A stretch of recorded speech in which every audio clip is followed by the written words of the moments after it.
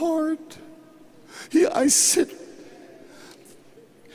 the last creature in the world in a filthy prison. Oh my God, what now? What about your promises, Lord? What about your promises, Lord? The Lord said, shh, shh, shh, shh, shh, shh. And then everything swung around. I don't want to spend too much time on it because I've got other wonderful things to say, all right? And Joseph suddenly became the second man in Egypt. He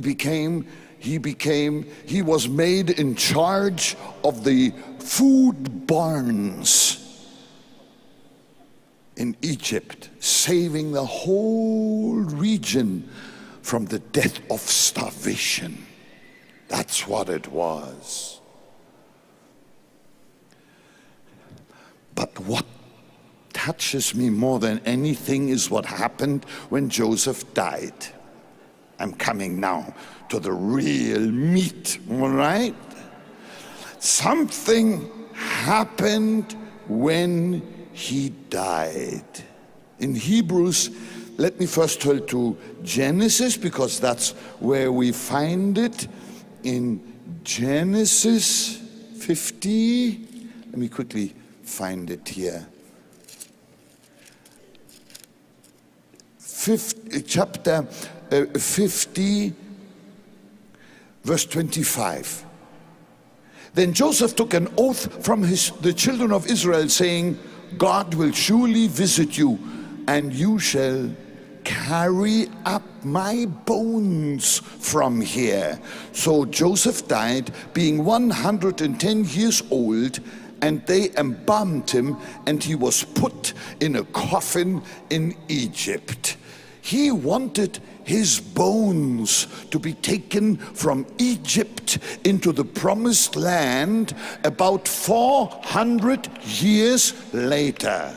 Have you ever heard a sermon on bones? You're going to hear one now. He wanted his bones to be taken to the promised land. That is amazing. I tell you why.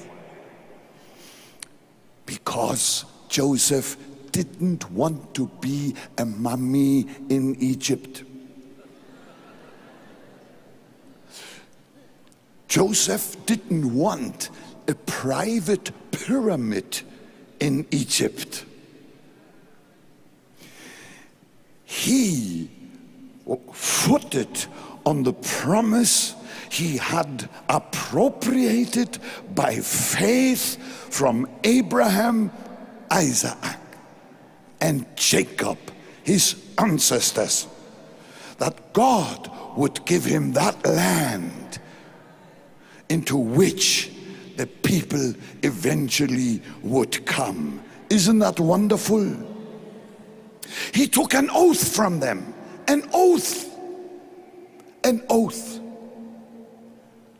And with it, I believe, that's why he is a man of faith, with taking an oath from his children to take his bones from Egypt to Israel,